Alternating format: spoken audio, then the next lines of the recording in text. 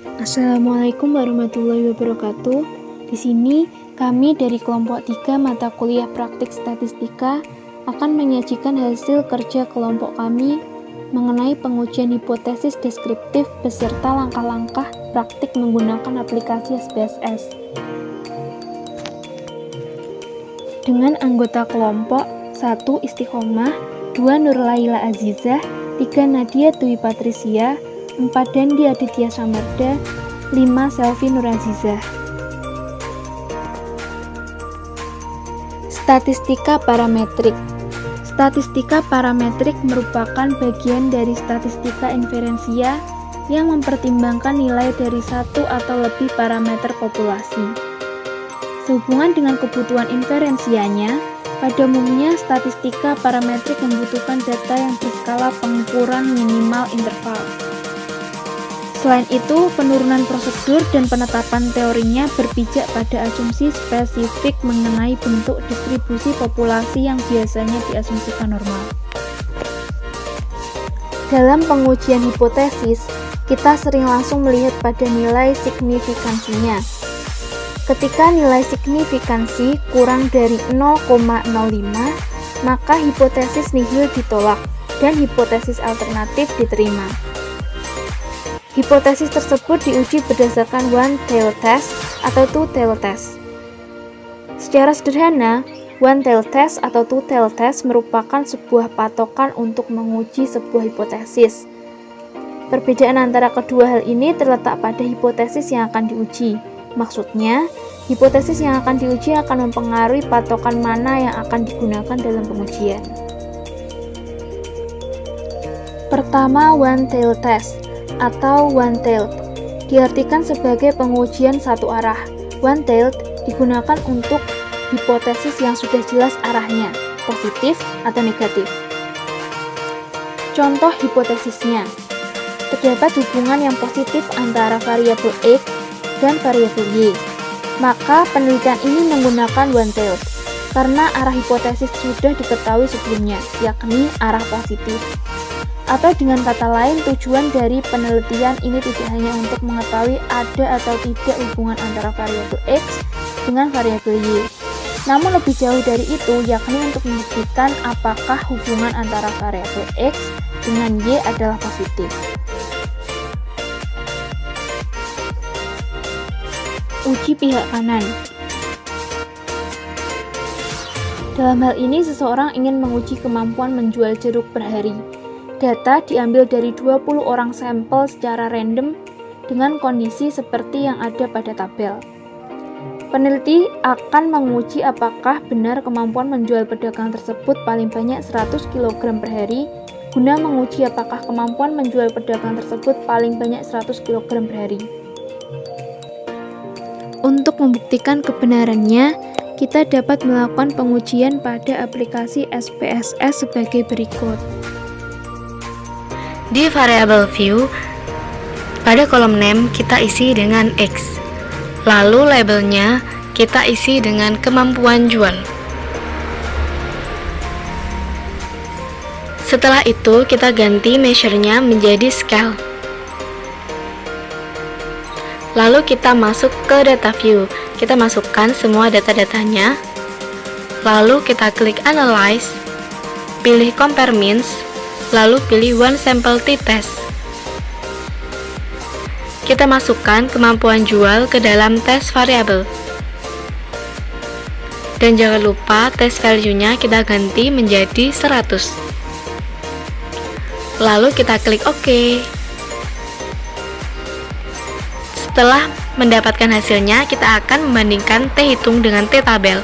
T-hitungnya min 3,770 dengan DF19. Dan sekarang kita akan melihat T-tabelnya. Dengan DF19, maka T-tabelnya di angka 1,729 dan hasilnya akan seperti ini. Jadi H0 diterima karena T-hitung berada di daerah penerimaan H0. Dari pengujian tersebut dapat kita simpulkan benar adanya bahwa pedagang jeruk paling banyak menjual jeruk 100 kg per hari. Saya akan melanjutkan materi sebelumnya. Uji pihak kiri. Seorang peneliti ingin menguji daya tahan lampu merek A dengan mengambil sebesar 25 buah. Peneliti akan menguji apakah benar daya tahan lampu A tersebut paling sedikit 400 jam. Guna menguji apakah daya tahan lampu A tersebut 400 jam, perlu dibuat hipotesis berikut ini. Selanjutnya kita akan menguji di SPSS. Setelah membuka SPSS, pada kolom name di variable view kita isi dengan X dan labelnya kita isi dengan daya tahan lampu.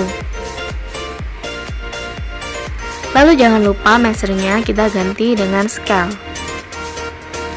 Lalu masuk ke data view, kita masukkan semua data-datanya.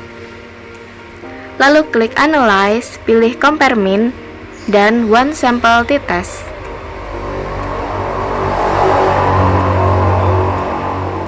Setelah itu kita masukkan ke test variable. Lalu test value-nya kita ganti dengan 400. Klik OK.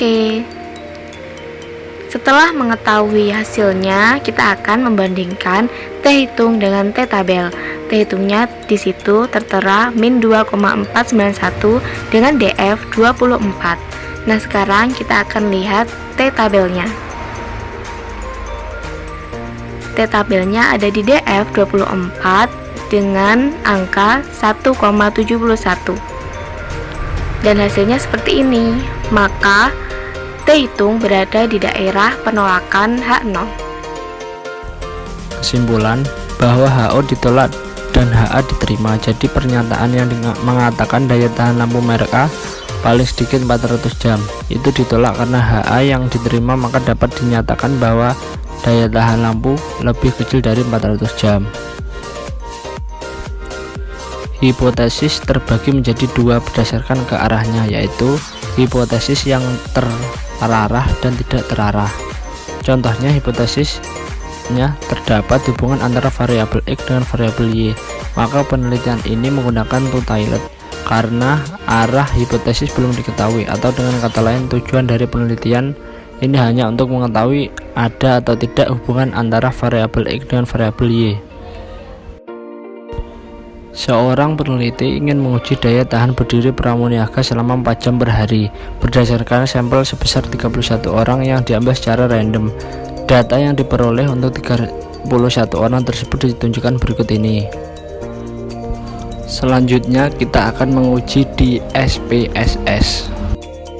Setelah membuka SPSS, di variable view, pada kolom name kita isi dengan X. Lalu labelnya kita isi dengan daya tahan berdiri.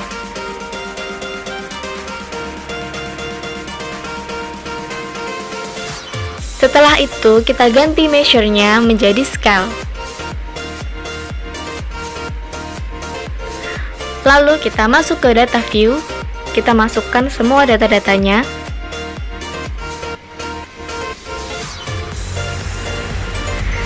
Lalu kita klik analyze, pilih compare means, lalu pilih one sample t-test.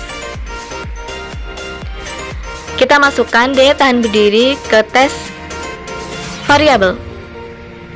Dan jangan lupa test value-nya kita ganti menjadi angka 4. Lalu kita klik OK.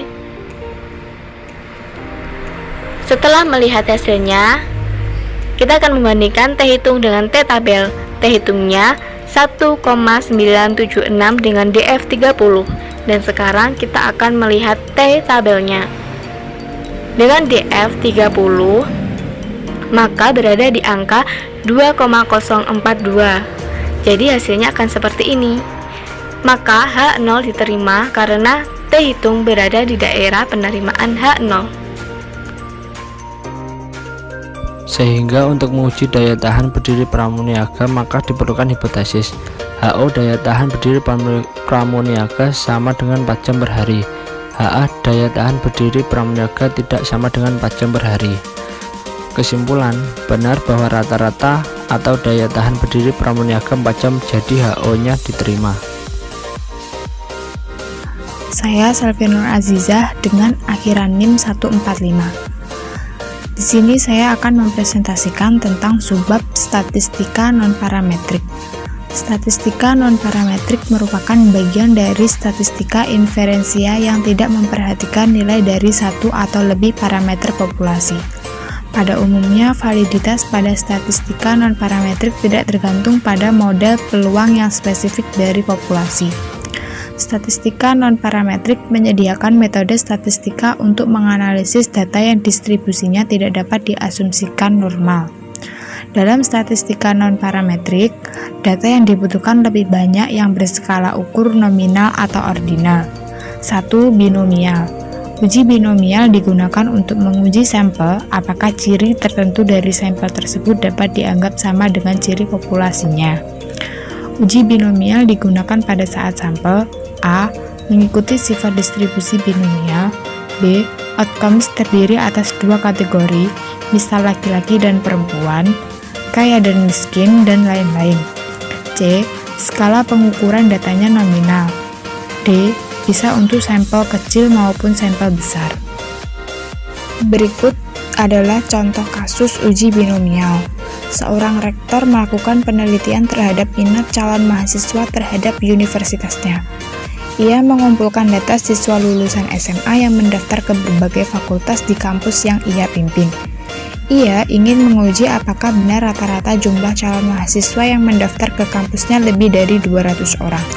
Untuk itu, ia mengumpulkan data mengenai jumlah calon mahasiswa yang mendaftar ke masing-masing fakultas di universitasnya.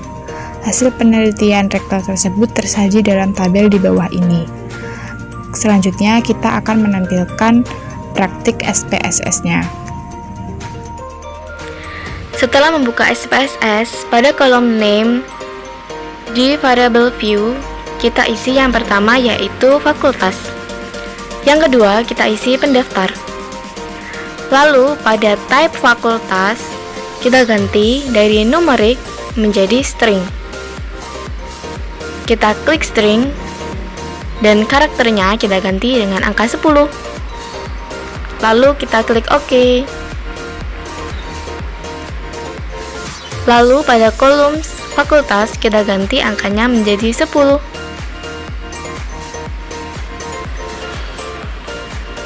Lalu masuk ke data view, kita masukkan semua data-datanya. Setelah itu kita klik analyze. Lalu pilih non-parametric test. Pilih legacy dialog dan pilih binomial. Kita masukkan pendaftar ke tes variable list. Lalu klik cut point dan isi dengan angka 200. Lalu klik option dan centang yang deskriptif. Klik continue dan OK.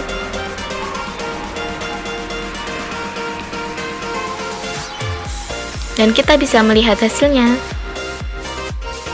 Jadi kesimpulan dari contoh kasus uji binomial adalah bahwa rata-rata jumlah pendaftar tidak lebih dari 200 orang calon mahasiswa. Rektor tersebut sebaiknya melakukan tindakan untuk meningkatkan jumlah calon mahasiswa yang mendaftar ke universitasnya. Misalnya dengan meningkatkan kualitas atau melakukan promosi ke sekolah-sekolah. Yang terakhir adalah teknik statistik yang digunakan untuk menguji hipotesis deskriptif bila data terdiri atas dua atau lebih kelas. Data berbentuk nominal dan sampelnya besar. Yang digunakan hipotesis deskriptif di sini biasa merupakan estimasi atau dugaan terhadap ada tidaknya perbedaan frekuensi antara kategori satu dengan kategori lain dalam sebuah sampel tentang sesuatu hal. Rektor ingin menganalisis minat calon mahasiswanya terhadap 4 fakultas unggulan di universitasnya. Rektor tersebut ingin mengetahui apakah frekuensi minat calon mahasiswa terhadap keempat fakultas unggulan tersebut sama. Dengan menyebarkan kuesioner kepada 20 orang calon mahasiswa. Berikut kita akan menampilkan praktek Setelah masuk ke SPSS, pada kolom name di variable view, kita isi yang pertama, pendaftar. Yang kedua, kita isi dengan fakultas. Lalu pada type pendaftar, kita ganti dari numerik menjadi string. Lalu karakternya kita ubah menjadi 10. Lalu klik OK. Pada kolom pendaftar, kita ganti juga menjadi angka 10. Lalu pada value fakultas, kita masukkan value-nya yaitu angka 1. Dan labelnya ekonomi. Lalu add. Dan value yang kedua kita isi dengan bisnis. Dan selanjutnya sampai 4 value, lalu klik OK. Lalu kita masuk ke data view, kita masukkan datanya.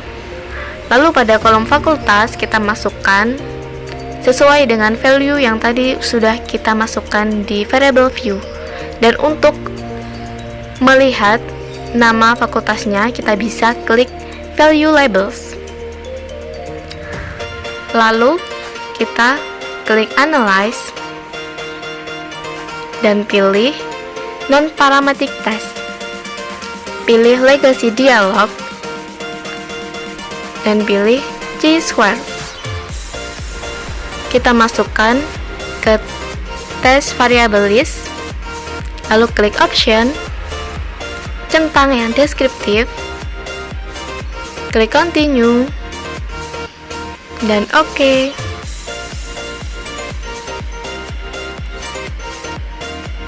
Dan ini adalah hasilnya.